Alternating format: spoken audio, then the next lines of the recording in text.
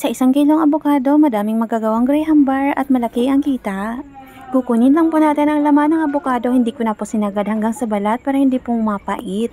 At dudurugin lang po natin ang abokado gamit ang tinidor. Or kahit anong pandurog na meron kayo, bahala ka na po. Ganyan na pagdurog, okay na po yan.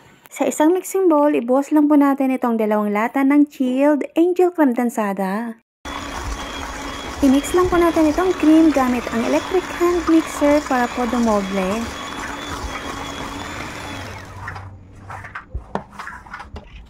At gagamit pa po ako dito ng 8 pieces ng graham crackers para po dumami ang mixture.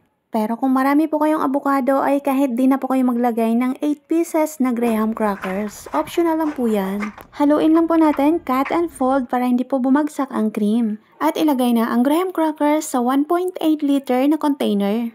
Ibuhos ang cream mixture at pantayin ito. Ugain para walang lubak-lubak. Char. Lagyan ng graham crackers ulit sa ibabaw, takpan at ilagay sa freezer. Kapag tumigas na po ay tanggalin na po natin ito sa molder. Hiniwa ko lang po ito sa gitna. Ang ganitong hiwa po ay pwede po nating ibenta ng 15 pesos. Sa recipe na ito ay makakagawa po tayo ng 36 graham bar. Gagamit po tayo dito ng 10 by 13 cm na wrapper. Self-adhesive na po ito, napakadaling gamitin.